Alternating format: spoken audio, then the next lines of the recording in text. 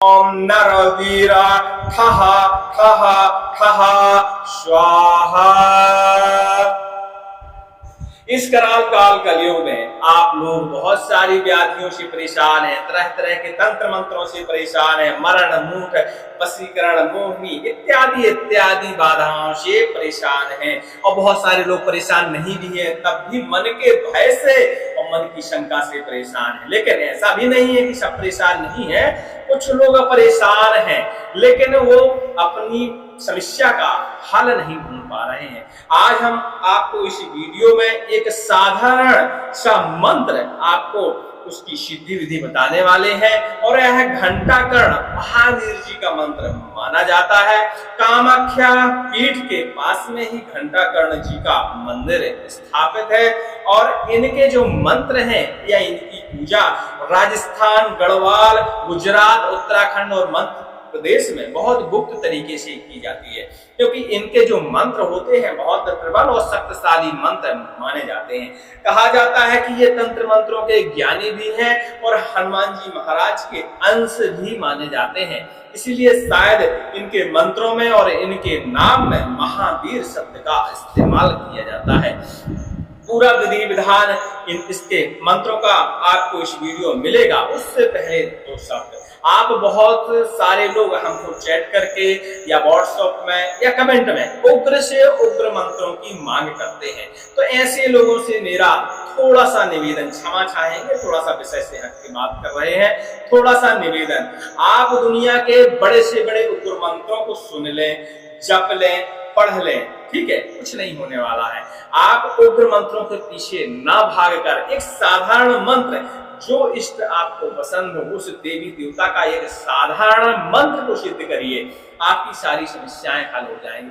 बड़े मंत्र खोजने से कुछ नहीं होता, आपको बड़ी सिद्धि करने की आवश्यकता होती है। यदि आप उग्र मंत्र खोजेंगे तो एक बार पढ़ने, 10 बार पढ़ने, 108 बार पढ़ने में कुछ नहीं हो सकता। आपको उसका पूर्ण विधि विधान से उस मंत्र का सिद्धीकरण करना होगा, तभी आपका कार्य संपन्न होगा। तो इससे अच्छा है आप एक छोटा साधारण मंत्र को ही सिद्ध कर लें। जब उसमें संपूर्ण सिद्धि आ जाती है तो वही मंत्र उग्र हो जाता है। और जब तक मंत्र में आप शक्ति ही नहीं डाल पा रहे हैं, छोटे से एक मंत्र में, तो विकराल और उग्र मंत्र में शक्ति कैसे डालेंगे? शब्दों में उग्र लगने से मंत्र उग्र नहीं होता है। मंत्र का जप करने से, उसका हवन करने से और उसका पूर्ण सिद्धि विधि विधान रचने से मंत्र में उग्रता आती है और वह बाधाओं का हरण करता है। और जितने भी उग्र मंत्र होते हैं भैया, उनके सिद्धिकरण में यदि आप मिस्टेक करते हैं तो जिस परेशानी से आप ग्रस्त हैं उससे बड़ी परेशानी पैदा हो जाती है। इसलिए साधारण मंत्रों का प्रयोग करें। यूट्यूब में भ्रम इतना फैला हुआ है तो भ्रम के चक्कर में ना पड़े। आप छोटे मंत्रों का देखें जिनकी विधि आसान हो, ठीक है, बस उसे पूर्ण तरीके से, पूर्ण विधि विधान से सिद्ध करें। यदि आपको एक भूत का, साधारण भूत का भी मंत्र सिद्ध हो जाता है तो आपको सारे रास्ते मिलने लगते हैं, क्योंकि आपको एक इशारा देने वाली शक्ति मिल जाती है और सारे रास्ते वहीं से आपको संपन्न हो जाते हैं। इसी प्रकार हनुमान जी महाराज के किसी भी एक मंत्र का आप सिद्धिकरण कर लें। इनके उग्र मंत्र को ना खोजें, इनके साधारण मंत्र की, एक छोटे से मंत्र की आप सिद्धि कर लें। और हनुमान जी महाराज जब आपके दिमाग में इशारा देने लगेंगे तो मंत्र जब सिद्ध हो जाता है तो हनुमान जी महाराज दिमाग के अंदर इशारा देने लगते हैं। और जब इशारा देने लगते हैं तो आपकी सारी बाधाएं समाप्त हो जाती हैं। आप उग्र मंत्र के पीछे क्यों पड़े हैं? आप एक छोटा सा मंत्र सिद्ध करके तो देखिए, आप छोटा सा मंत्र सिद्ध नहीं कर पा रहे हैं, उग्र मंत्र के पीछे पड़े हैं। तो इस तरह आपकी समस्याएं कभी हल नहीं हो पाएंगी, सिर्फ आप भटक सकते हैं। यूट्यूब में लाखों लोग हैं, लाखों मंत्र हैं और लाखों उग्र मंत्र हैं। अब ये जरूरी थोड़ी है कि लाखों मंत्रों को आप सिद्ध कर ही पाएंगे। सिर्फ एक इष्ट को चुनिए और एक मंत्र को सिद्ध करिए। बस पूर्ण विधि विधान से यदि आप सिद्धि प्राप्त कर लेते हैं, आपकी समस्याएं समाप्त हो जाएंगी और ऐसे आप भटकते रहेंगे जीवन भर, आपको कभी लाभ नहीं हो पाया। ये हमसे लिख लीजिए, ठीक है।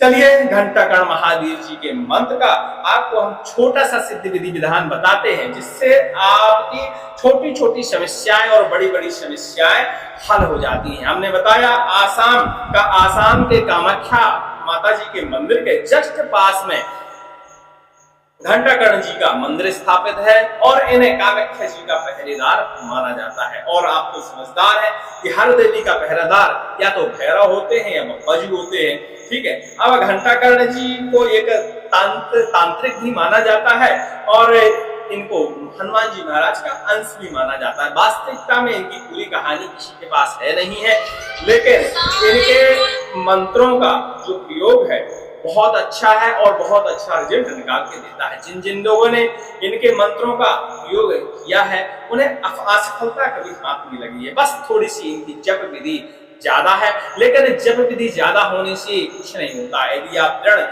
संकल्प लें, दृढ़ निश्चय करें, तो आप किसी भी मंत्र को सिद्ध कर सकते हैं। आप सिर्फ भटकते हैं, कोई अच्छा मंत्र मिल जाए जो सिर्फ एक बार हम पढ़ें काम हो जाए। कोई भी दुनिया में ऐसा मंत्र नहीं है जो आप एक बार पढ़ेंगे वो आपका काम हो जाएगा। हर मंत्र में आपको शक्ति डालनी पड़ेगी, उसका जप करना पड़ेगा, उसको सिद्ध करना पड़ेगा, तभी आपका कार्य संपन्न होगा। और आपके जप करने और सिद्ध करने से मंत्र सिद्ध नहीं होते, आपका शरीर सिद्ध हो जाता है, जिससे आपका मंत्र कार्य करने लगता है। आपकी स्वयं की ऊर्जा उस मंत्र के जरिए, उस मंत्र के बीजों के जरिए आपकी स्वयं की ऊर्जा जाग जाती है और ऐसा करने से आपका मंत्र सिद्ध हो जाता है। ये आप मानते हैं, लेकिन हम मानते हैं कि आपका शरीर ही सिद्ध हो जाता है, कि आपकी सारी बाधाओं का समापन हो जाता है और आप दूसरों की बाधा तो ऐसे चुटकियों में हल कर सकते हैं। तो किसी भी मंत्र के पीछे जाएं तो उसको पूर्णतः सिद्ध किया करिए। नए मंत्रों की तलाश आप करते रहेंगे तो करते रहेंगे। हमने बताया कि एक छोटा सा भूत का आप मंत्र सिद्ध कर लीजिए, आप बड़े बड़े कार्य करने लगेंगे, क्योंकि भूत से बताएगा कि हनुमान जी को कैसे प्रसन्न होना है, देवी जी को कैसे प्रसन्न होता है। हम तो इंसान है, हमारे पास कुछ की जानकारी लिखित में होती है, हम आपको बता देते हैं,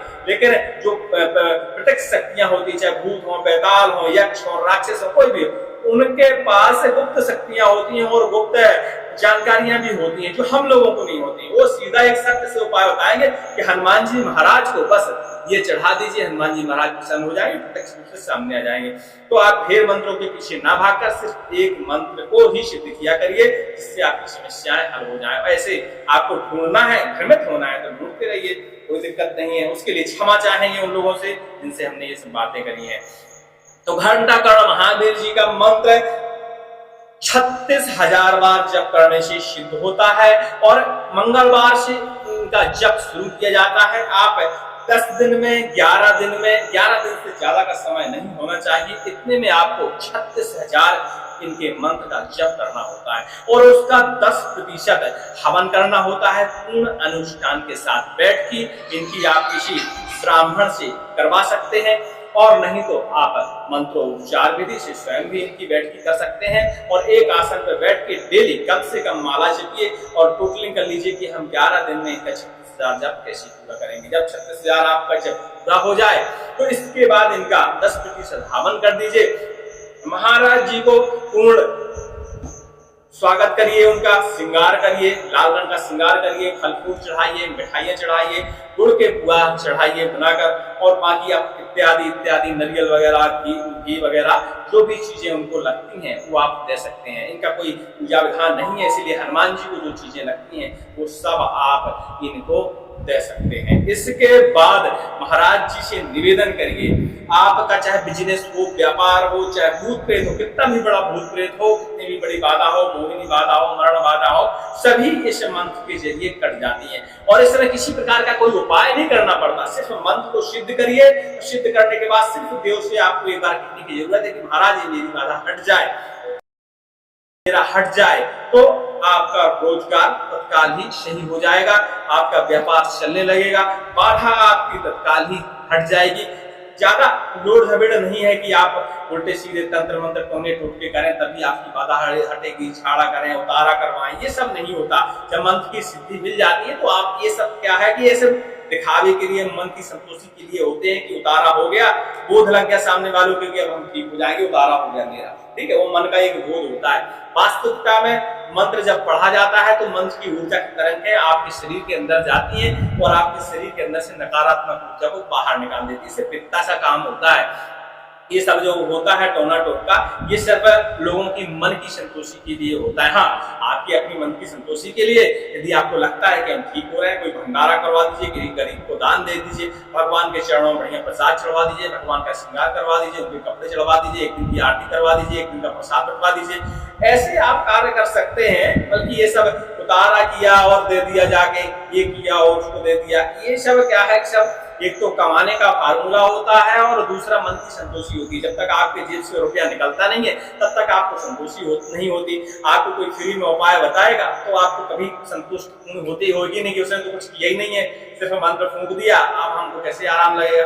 और सबसे बड़ी बात होती है मन की संतोषी। आपको मन में संतुष्ट हो जाएगा, आराम लग जाएगा। जब आप 50,000 रुपए जाके किसी को दे आएंगे और अपना उतारा कर आएंगे तो आपको बोध लग जाएगा भाई 50,000 रुपए लगा, इतना सारा ढेर सामग्री मुंडा से उतार के हमने दे दिया, हमारा भूत उतर गया। तो भैया आपको ऐसे में आराम लगना है तो ऐसे में लगवा लीजिए। हमारे पास एक फार्मूला नहीं है, हमारे पास सीधा सीधा फार्मूला है कि मंत्र सुनिए, मंत्र में यदि 1% भी आपको आराम लग रहा है तो उस मंत्र का सिद्धीकरण करिए, पूर्णतः जाप करिए और पूर्णतः जाप करने के बाद उस मंत्र को सिद्ध करिए। सिद्ध जब हो जाता है तो किसी भी टोने टोटके की जरूरत नहीं होती। आपका इष्ट स्वयं ही आपकी बाधा को हटा देता है, दूसरों की बाधा हटा देता है। ठीक है, जब आदमी मंत्र सिद्ध करता है तो उसे टोने टोटके की बिल्कुल आवश्यकता नहीं पड़ती। जब मंत्र सिद्ध हो गया तो काहे का टोना टोटका, वह जिसका हमने मंत्र सिद्ध किया वो स्वयं हमारी आके रक्षा करेगा, मूर्ति सीधे कर्म क्यों करें। तो मंत्र सिद्ध करने से ये फायदे होते हैं।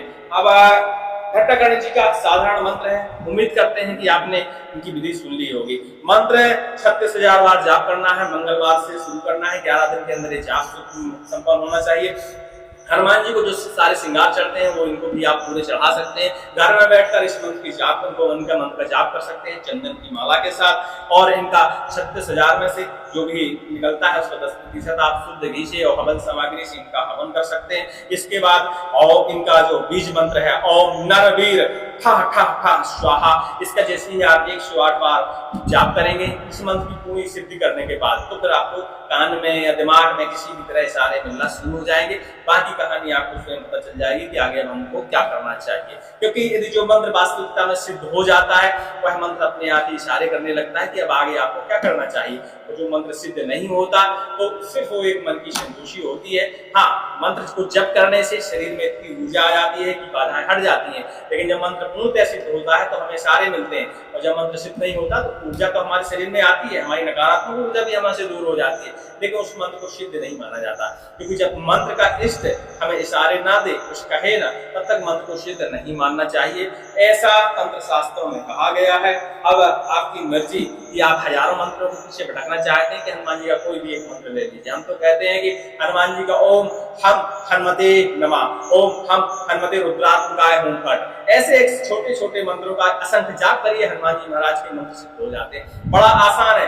हनुमान जी महाराज के मंत्रों को सिद्ध करना इसलिए आसान है कि कलियुग में इनको प्रत्यक्ष रूप से रहने का वरदान है, और आप कम जाप करते हैं, कम हवन करते हैं शक्ति श्रद्धा के साथ, तब भी इनके मंत्र बहुत जल्दी ही सिद्ध हो जाते हैं। और हनुमान जी महाराज से प्रबल शक्ति इस कलियुग में कोई नहीं है। तो आप इधर उधर का शमशानी गाथा मसानी गाथा ये सब चीजों को छोड़ छाड़ के एक इष्ट का चुनाव करिए और उस इष्ट का मंत्र को लगातार जाप करके सच्चे मन से बाधाएं अपने आप ही खत्म हो जाएंगी। जरूरी नहीं है कि बाधा आपके पास हो, आपके पास रोग भी है, तब भी हनुमान जी महाराज के किसी एक मंत्र आप लगातार पूर्ण श्रद्धा के साथ मन लगाकर जाप करते हैं और सिद्ध करने की कोशिश करते हैं तो आपके रोग भी नष्ट हो जाएंगे। हमने तो ये देखा है कि कैंसर रोगी जो 4थी स्टेज में थे और जाने वाले थे, और समझ लो कि उन्होंने हनुमान जी के स्थान में जाके अपनी मन्नत मांगी और जाप का जापन शुरू किया मंत्र का। आज की स्थिति में उनका कीमो तकनीक हुआ और वो स्वस्थ है और चल फिर रहे हैं। हाँ, कैंसर पॉजिटिव निकलता है लेकिन शरीर चल रहा है बराबर। 10 साल से किसी प्रकार की कोई शिकायत नहीं है, खा पी रहे हैं। कैंसर पेशेंट की जिंदगी होती ही कितनी है, 10 साल 20 साल, इससे ज्यादा चलता ही कहाँ है। लेकिन वो बिना दवाई के इतने साल चल रहा है एकदम स्वस्थ तरीके से। इसके पहले तो उठते नहीं बनता था, खाना नहीं खाता था, खटिया में टट्टी कर देता था। तो समझ लीजिए कि आज की स्थिति में वो सारे कार्य कर रहा है, खेती किसानी कर रहा है, खाना बना रहा है, सब कुछ कर रहा है, स्वस्थ है, सिर्फ हनुमान जी के एक मंत्र के जाप करने के भाव से। और कोई सिद्धि नहीं, कुछ नहीं, सिर्फ एक जाप लगातार उसने निश्चय किया कि इस मंत्र को 11 माला हमको डेली जपना है और कुछ नहीं करना है। अब बचेंगे तो बचेंगे, नहीं बचेंगे तो कोई बात नहीं। अभी नहीं बचेंगे तो कम से कम कोई अच्छी जगह तो मिलेगी जब पप्पा जी के मंत्र का हम जाप कर रहे हैं। ठीक है, तो दोनों तरफ से उसने निर्णय लिया। पप्पा जी महाराज का जापन शुरू किया, मात्र 11 माला। 11 माला जप करने में सिर्फ 1 से 1.5 घंटे का समय लगता है और धीरे धीरे उसके रोग कंट्रोल में आ गए बिना दवाई के, और आजकल वो स्वस्थ है। उदाहरण के लिए यदि आपको उस व्यक्ति से संपर्क करना है तो सिमरिया गांव में व्यक्ति है और उसका फोन नंबर हम बहुत जल्दी आप कमेंट में मांगेंगे तो हम आपको उपलब्ध करा देंगे। ठीक है, जय श्री राम। उम्मीद करते हैं हमारी बातें किसी को बुरी नहीं लगी होंगी, और बुरी लगी हो तो बिल्कुल बहुत बहुत तरीके से हम उनसे क्षमा मांगते हैं। और किसी का कोई सवाल हो तो हमें कमेंट में पूछ सकता है। और टेलीग्राम में अव्यवस्थाएं ना फैलाया करें। टेलीग्राम सिर्फ हमारे संपर्क के लिए है, जिनको सलाह चाहिए उनके लिए। और जब आपको ही अपनी सलाह देनी है, आपको ही ज्ञान बांटना है, तो फिर आपको मेरे ज्ञान की जरूरत नहीं है। वैसे भी हम इतने बड़े ज्ञानी नहीं है, लेकिन जो है उतना तो बता ही सकते हैं। और आप स्वयं ज्ञानी हैं तो फिर आप ही बांट दीजिए ज्ञान के उपाय को पूछते हैं। ठीक है, चलिए सभी को जय श्री राम, जय हनुमान जी की, जय नरसिंह बाबा की।